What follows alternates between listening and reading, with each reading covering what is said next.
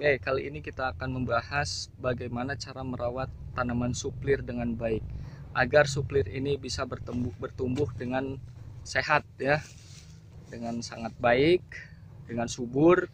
Maka suplir ini harus dirawat dengan tepat ya, karena sebagian orang di sana ada yang mengatakan bahwa perawatan suplir ini sulit katanya, padahal sebetulnya kalau kita tahu caranya ya, insya Allah tidak akan sulit ya. Nah, maka hari ini saya akan berbagi tips ya, bagaimana cara merawat suplir dengan tepat ya.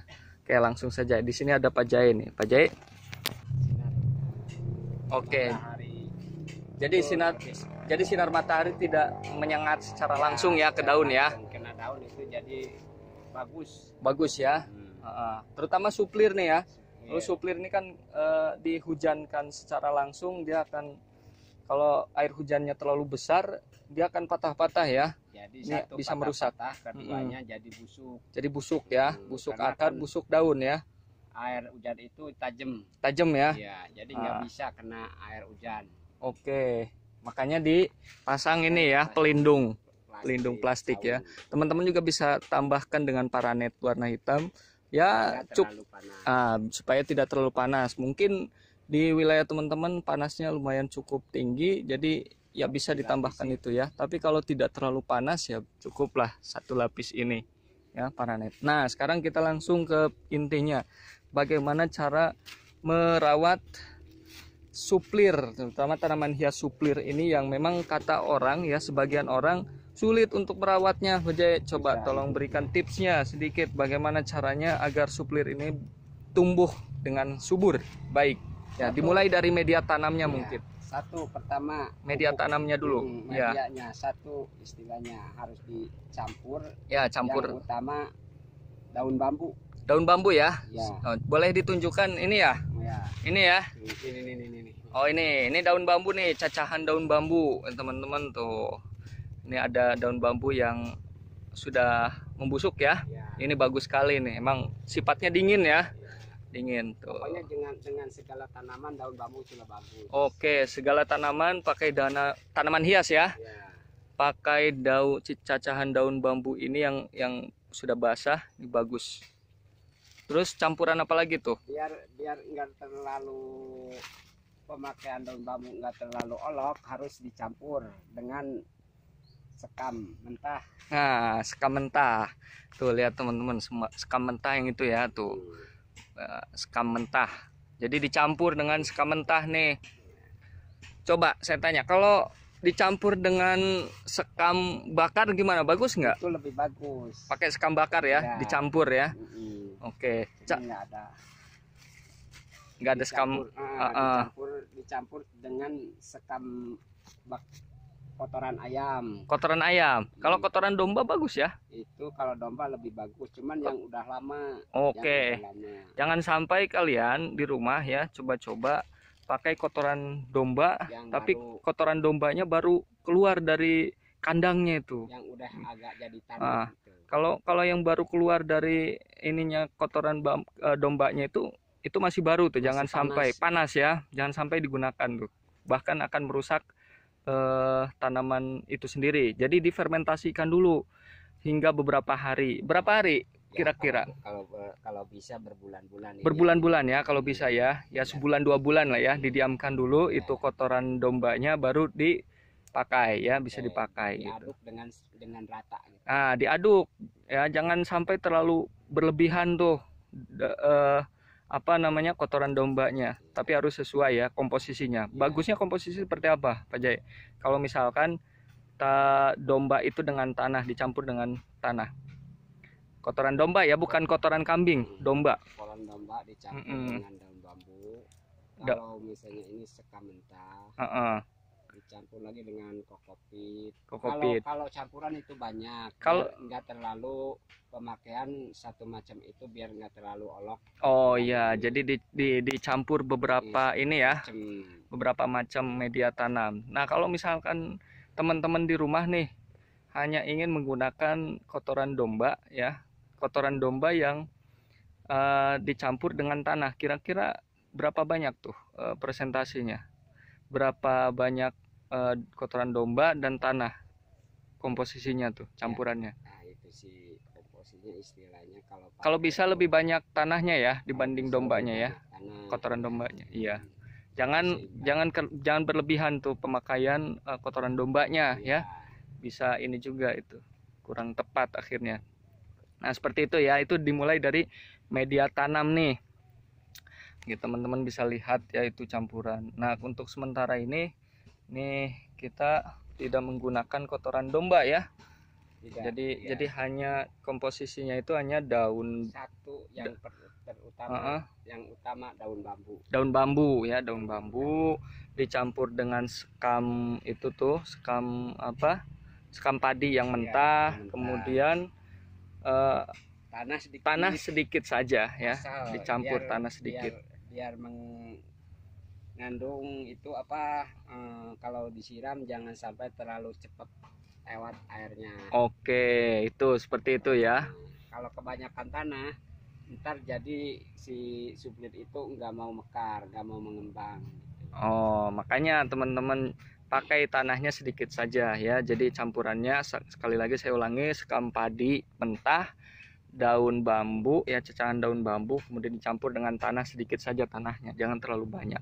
Seperti itu. Kalau menanam itu jangan sampai terlalu padat. Oke. Jangan sampai, harus agak-agak, jangan sama dipadetin. Oke, jangan terlalu padat ya. Harus seimbang lah. Harus seimbang. Jadi dia bisa bernapas lah ya. Ada celah udara, ditekan pelan-pelan ya. Harus ada rongga udaranya lah masuk ke situ. Ya, kalau terlalu padat itu akan merusak juga ya. Merusak, nggak bisa bergerak akar sama tunas-tunasnya. Akar sama tunas-tunasnya itu dia nggak bisa bergerak secara bebas ya kalau padat. Nah, itu selanjutnya penyiraman, Pak Jai. Kalau penyiraman tergantung tempat ya. Kalau tempat teduh, nggak masuk matahari atau misalnya kurang matahari, itu sekitar 2 hari sekali aja. 2 hari sekali. Jangan sampai istilahnya terlalu banyak. Yang penting lihat dulu dari tanahnya aja. Kalau masih kelihatan hitam atau agak-agak basah, jangan disiram. Oke, kalau masih lembab basah ya nggak perlu disiram ya. Tapi kalau sudah kering ya, tapi pastikan ya kelembaban tanahnya ya, media tanamnya seperti itu. Tapi jangan terlalu menggenang airnya. Seperti itu. Kalau menggenang mungkin bisa busuk juga ya, deh ya. Ya, terus ini juga penting ya, suplir juga sebaiknya tidak langsung ditempatkan di tempat terbuka, sinar mataharinya terlalu menyengat, kemudian curah air hujan yang terlalu deras ya, itu juga akan merusak ya. Karena tadi dikatakan oleh Pak Jai, ini daunnya akan rusak ya kalau terus-terusan kena air hujan ya, karena air hujan itu tajam ya, ininya sifatnya ya. Apalagi suplir lemes begini. Nah, ini suplir lemes nih, termasuk suplir lemes. Ini green petticoat namanya, gitu ya. Jadi kena daun, jadi ntar mengeluarkan warna-warna hitam kayak seperti busuk itu ya kalau kena air hujan seperti itu. Nah, kalau teman-teman menemukan ada daun coklat ya, sebaiknya dipatah-patahkan ya, dipangkas ya, agar tunas baru segera muncul seperti ya. Ya, nggak mengganggu yang baru. Seperti itu ya. Oke, tadi dimulai dari media tanamnya, kemudian cara penempatan suplir ya, tidak boleh ditempatkan di tempat yang terbuka ya, langsung terkena sinar matahari. Kalau sinar matahari pagi bagus ya, nggak apa-apa ya, antara jam 6:30 sampai jam 9 lah. Jam 9:30 juga nggak apa-apa, 9:30. Tapi kalau lebih sampai sore juga nggak apa-apa, yang penting atasnya ada penghalang. Yang penting atasnya ada penghalang ya. Jangan panas langsung. Makanya seperti ini nih, adanya plastik UV itu penting ya, apalagi di tempat yang wilayahnya panas gitu. Seperti itu ya, Pak Jai ya. Kalau media tanam sudah jelas, tempat perawatannya juga tadi, penempatan sudah cukup jelas juga ya, Pak Jai sudah memberikan informasinya. Mungkin teman-teman juga bisa komen di situ, barangkali ada beberapa hal yang perlu ditanyakan, silahkan ditanyakan, nanti akan kita jawab ya. Oke, Pak Jai, terima kasih informasinya, mudah-mudahan ini bermanfaat untuk para pelanggan kita terutama ya.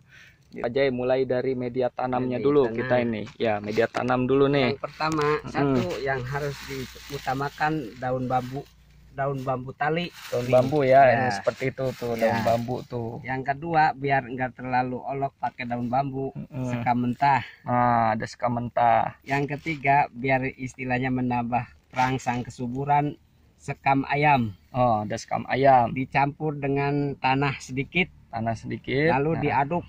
Ya, komposisinya sama ya, antara ini daun bambu dan sekam mentah sama sekam ayam ini. Ya. Sesuai komposisinya ya, 1:1. Ya, gitu. Jadi lalu diaduk sampai rata. Nah, komposisi kompos media supil itu. Diaduk. Utamakan diaduk sampai rata. Ya. Oke. Lalu dipakai. Nah, ini. Oke, sudah rata ya seperti itu. Nah, kita ini akan perlihatkan contohnya menanam dengan tepat ya. Mulai dari media tanam. Ini suplir dolar ya, suplir dolar ya. Suplir dolar. Coba kita. Yang kedua, cara penanamannya, ngasih pupuknya itu jangan sampai terlalu padat-padat. Ingat ya, jangan terlalu padat nih, ditekan ke polybag atau potnya. Jadi harus ada rongga udara ya, supaya apa ini Pak Jai? Supaya si akar itu enggak terlalu susah menjalar. Oke. Perkembangan tunas itu biar enggak ada hambatan. Jadi dia bebas bergerak ya. Bebas bergerak, gitu aja. Oke, ada celah udara di situ. Jadi jangan terlalu padat nih. Oke, sebelum ditanam sini ya. Sebelum ditanam, bekas pupuk yang ada harus dibuang dulu separuh. Jangan dibuang, kalau bisa diiniin dulu lah. Dibersihkan sedikit lah. Sedikit biar akar-akar muda itu kelihatan, lalu masukin. Oke. Seperti itu ya. Jadi kita masukkan dulu media tanamnya, kemudian langkah kedua dimasukkan ini tanamannya ya. Nah, terakhir dimasukkan pinggirannya. Dipenuhin. Tapi ingat jangan terlalu padat ya. Jangan terlalu padat, yang penting secukupnya aja. Secukupnya. Oke. Nah, jadi padetin, jangan sampai banyak-banyak, asal aja. Oke. Sip.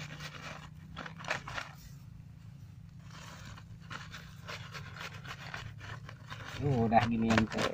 Gampang ya. Nah, yang paling penting media tanamnya harus tepat ya. Kalau tanah doang nggak bisa ya. Maksudnya kebanyakan kurang subur ya. Nggak bisa karena kalau cepat padat ya. Jadi dia si tunasnya nggak bisa bergerak dengan bebas ya. Gitu. Nah, makanya ini media tanam yang paling tepat di sini sekam padi nih, seperti ini nih. Kalau di karung kalau ya. Emang nggak ada, kalau nggak ada kompos lain juga boleh. Kalau tidak ada kompos lain, kita bisa gunakan kompos lain ya. Selain yang ini nih, kompos sekam padi sama apa itu? Potongan bambu dan sekam padi ayam gitu ya.